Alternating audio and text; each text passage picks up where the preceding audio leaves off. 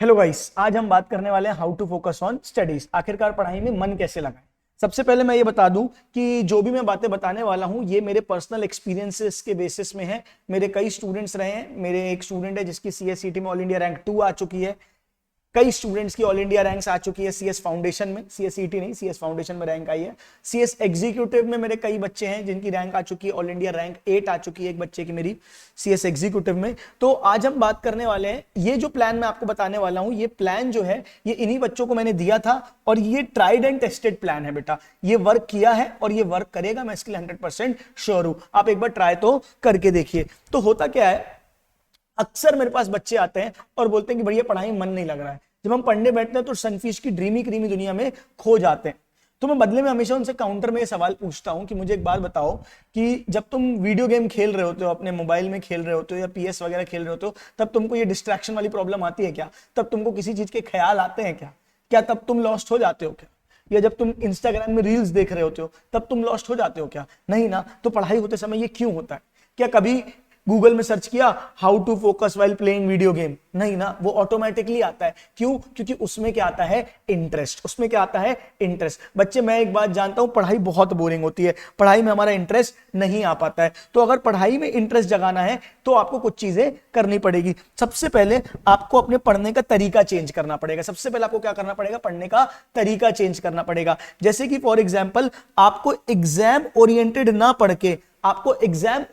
पढ़ के practical life oriented पढ़ना पड़ेगा। बच्चे, कैसे पढ़ना पड़ेगा? Practical life oriented. जब आप किसी टॉपिक को पढ़ रहे हो तो आप ये मत सोचो कि एग्जाम में कैसे आएगा, मैं इसको कैसे लिखूंगा या क्वेश्चन कैसा पूछा जाएगा। बजाय आप इसको ऐसे पढ़ो कि यार ये टॉपिक होता क्या है, ये रियल वर्ल्ड में कैसे होता है। जब आम दुनिया में इसमें काम होता है, जैसे आप सीएस एग्जीक्यूटिव का मान के चलिए कंपनी लॉ पढ़ रहे हैं, तो ये जब रियल वर्ल्ड में होता है तो कैसे होता है? जब कंपनी बनती है तो क्या होती है? कौन सी कंपनी प्राइवेट होती होगी? कोई भी सब्जेक्ट आप पढ़ रहे हैं तो आप उसको प्रैक्टिकल लाइफ से अप्रोच करें, ना कि आप उसको किससे अप्रोच करें? अपनी थियोरेटिकल लाइफ से, कि आप उसको एग्जाम ओरिएंटेड पढ़ रहे हैं, नहीं आएगा इंटरेस्ट। ठीक है क्या? तो पहली चीज आपको क्या करनी है? प्रैक्टिकल लाइफ के लिए पढ़ना है, एग्जाम के लिए पढ़ना नहीं है। आपको पढ़ना है किस चीज के लिए? कि कैसे वो चीज रियल वर्ल्ड में होती है। दूसरी चीज आपको क्या करनी है बेटा? आपको एक गोल सेट करना है। क्या होता है ना, हर चीज के लिए एक पर्पस चाहिए होता है। मैं बोलता हूं बेटा यहां से चले जाओ, थोड़ी दूर वॉक करके आ जाओ, तो आप शायद उतना आपको इंटरेस्ट नहीं आए। पर मैं अगर आपको कुछ पर्पस दे दूं कि आप वहां जाओ, वहां से ये सामान लेके आना, वो सामान लेके यहां पे आओगे तो आपको ये फायदा होगा, तो ऑटोमेटिकली आप क्या करोगे? वो काम आप इंटरेस्ट से करोगे। बात समझ में आ रही है क्या? तो वैसे ही पढ़ाई करने के लिए भी आपको एक पर्पस चाहिए, आपको एक गोल चाहिए, और वो गोल, वो सपना आपका अपना होना चाहिए, और वो इतना ज्यादा अपना होना चाहिए जिसका कोई हिसाब नहीं। बच्चे, आप सपने सोचो। आप सोचो कि अगर आप जो इस एग्जाम की तैयारी कर रहे हो, सीएस एग्जीक्यूटिव पढ़ रहे हो, अगर क्लियर हो गया फर्स्ट अटेम्प्ट में तो क्या होगा? ऑल इंडिया रैंक आ गई तो क्या होगा? आप ड्रीम बिल्डिंग करो बच्चे। आप सोचो कि यार एक बार तो एग्जाम पास करना है, दिन रात इस एग्जाम के बारे में सोचो। आप जहां पढ़ने बैठते हो वहां पे कागज आगज लगा दो, वहां पे आप अपने टारगेट्स लिख लो कि यार ऑल इंडिया रैंक लानी है। अपने पेरेंट्स के चेहरे को इमेजिन करो कि अगर वो पास हो गए तो उस दिन क्या मूवमेंट होगा। बच्चे, मैं सही बता रहा हूं, अगर आप ऐसे कोई भी काम करोगे, उस सपने को अपना बना दोगे ना, तो आप जब भी कहीं कुछ और काम कर रहे होगे जो आपके डिस्ट्रैक्टिंग होगा, तो बार बार वो सपना आपको याद दिलाएगा कि भाई तेरे को पढ़ने बैठना है, भाई तेरे को पढ़ने बैठना है। आप ऑटोमेटिकली कुछ और ज्यादा देर तक डिस्ट्रैक्टेड नहीं रह पाओगे। तो बेटा गोल रखें, और वो गोल को दिन भर अपने आसपास के एनवायरनमेंट में ढालें। तो सबसे तीसरी चीज होती है आपकी बेटा एनवायरनमेंट। आप आसपास का एनवायरनमेंट पढ़ाई वाला करें। आप अपने सपनों के टारगेट्स अपने सामने चिपका के रखें।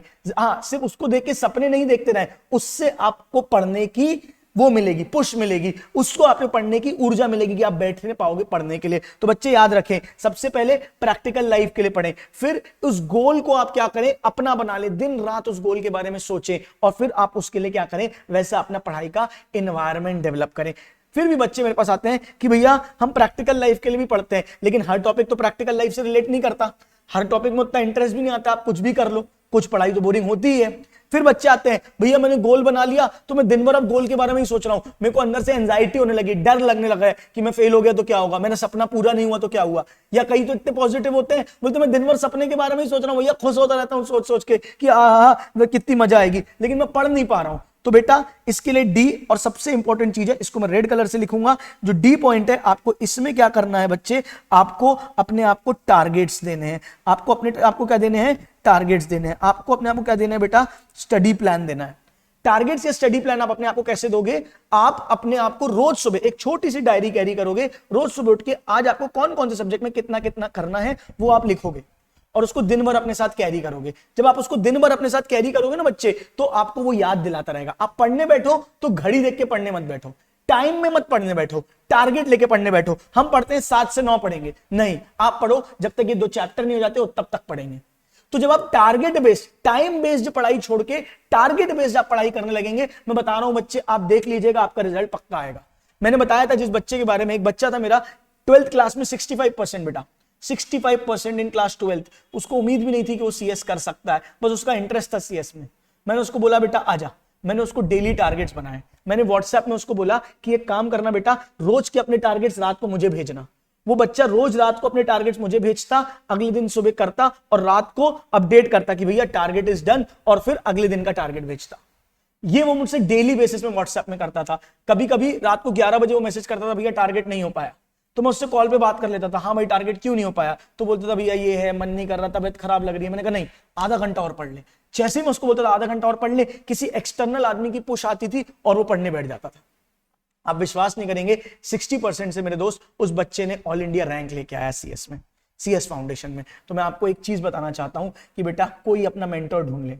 आप अपने टारगेट्स चाहे तो इस कमेंट बॉक्स में बताएं, कहीं भी अपने दोस्त को बताएं, रोज के टारगेट्स किसी को बताएं और अकाउंटेबल हो जाए किसी के लिए कि कल के दिन में आपको इतना करना है। जो आपसे पूछे, वो आपका पेरेंट हो सकता है, वो आपका टीचर हो सकता है, वो आपका दोस्त हो सकता है, वो आपका भाई बहन कोई भी हो सकता है, लेकिन आप किसी के लिए अकाउंटेबल हो जाए। अपने टारगेट्स उसको बताएं जो आपसे डेली बेसिस में पूछे कि आपका टारगेट पूरा हुआ है कि नहीं हुआ है। बेटा यही 4 बातें फॉलो करके मेरा स्टूडेंट है ऑल इंडिया रैंक ला चुके हैं, एक बार नहीं कई बार ला चुके हैं। तो मैं आशा करता हूं आप भी इन बातों को फॉलो करेंगे और जिस भी एग्जाम की आप तैयारी कर रहे हैं, सीएस सीटी, सीएस एग्जीक्यूटिव, सीएस प्रोफेशनल या कोई भी सीए सीएस किसी भी एग्जाम की आप तैयारी कर रहे हैं, मेरे को पक्का भरोसा है कि आपके लिए वर्क करेगा। ऑल द बेस्ट गाइस, मन लगा के पढ़ो, तन लगा के पढ़ो और हाँ, अपने सपने को अपना बनाओ। मैं हमेशा बोलता हूं सपना होना चाहिए और अपना होना चाहिए, वो ड्रीम ही तुम्हारे से सब कुछ कराएगा, पूरी मेहनत कराएगा। Thank you and have a nice day.